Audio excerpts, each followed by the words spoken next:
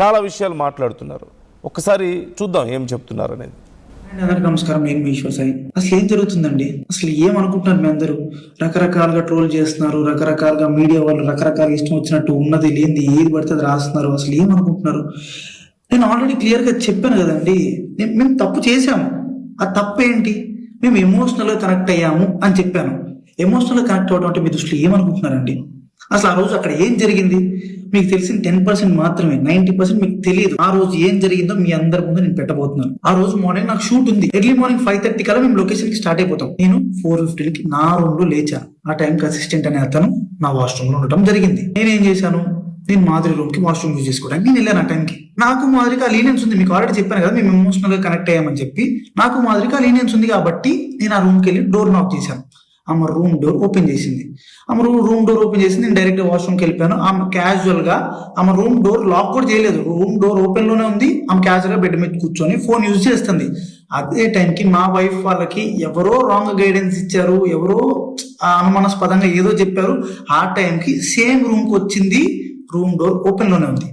ఆ సిచ్యువేషన్ లో మా వైఫ్ ఆవేశం వల్ల ఆమెకి ఇష్టం వచ్చింది చేసింది. అక్కడ ఆ సిచ్యువేషన్ ఆమె ఇష్టం వచ్చింది చేస్తుందని చెప్పి నేను మాట్లాడే సిచ్యువేషన్ లో కూడా లేను. ఆమె నేను ఏం మాట్లాడినా సరే ఆమె నాకు రివర్స్ అయిపోతుంది. అసలు స్కోప్ కూడా ఇవ్వట్లేదు, మాట్లాడే గ్యాప్ కూడా ఇవ్వట్లేదు. ఆమె ఆవేశంలో ఏదేదో చేస్తుంది. ఆమె అనుకున్న రకరకాల వీడియోలు తీస్తున్నారు, రకరకాల బూతులు. మా వైఫ్ కి ప్రీవియస్ గానే నా మీద చాలా అనుమానం ఉంది. అక్కడికి వచ్చే టైంకి ఆ సిచ్యువేషన్ ఇదంతా చూసేటప్పటికి ఆమె అనుమానం నిజమైంది అని ఆమె అనుకుంది. ఈలోపు ఆ వెనకున్న వ్యక్తులు ఎవరైతే ఉన్నారో ఆ విషయాలని అతను ఎవరు నాకు కూడా తెలియదు. వెనకున్న వ్యక్తులు అసభ్యకరంగా మాట్లాడటం, నేను అప్పటికి ఆమెకు చెప్తున్నాను, ఆపుతున్నాను, గొడవలు కాదు కొట్టుకోకండి, కూర్చొని మాట్లాడుకుందాం అని క్లియర్ గా నా భార్యకి నేను సందేశం చెప్పడానికి ట్రై చేస్తున్నా కూడా ఆమె వినే పరిస్థితిలో లేదు. నేను ఒక్క మాట మాట్లాడుతుంటే ఆమె 4 దెబ్బలు కొట్టేటట్టుగా ఉంది. ఆ వైఫ్ ఏం జరిగింది నన్ను పట్టుకొని కొట్టి అడుగుతున్నా సరే నేను కామ్ గా ఉండటానికి రీజన్ అక్కడ వాళ్ళందరూ వీడియోస్ తీస్తున్నారు.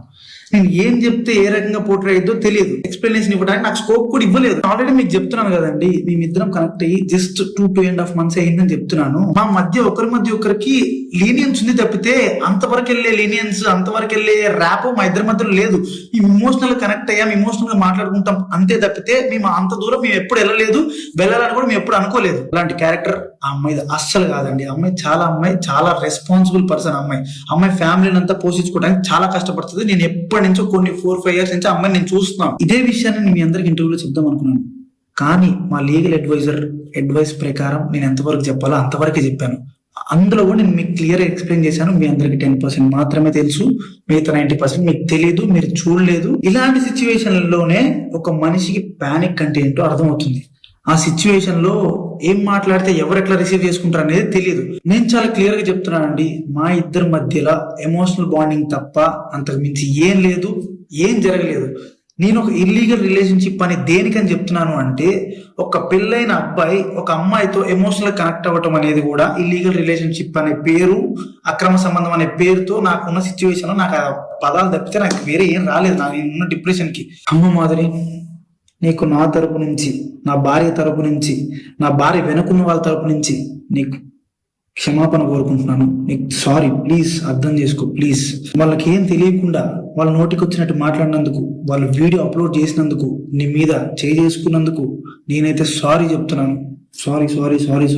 నీకు జరిగిన నష్టానికి మీరు ఏ శిక్ష చేసినా నేను అనుభవించడానికి రెడీగా ఉన్నాను. సో ఇంకా మీడియా పీపుల్ అందరికీ అండ్ మేమర్స్ కి, ఇన్ఫ్లుయెన్సర్స్ కి, ఇన్స్టా వాడుతున్న ఎవరెవరో కూడా రియాక్ట్ అయిన వాళ్ళందరికీ ఇంతటితో ఆపేయండి ప్లీజ్.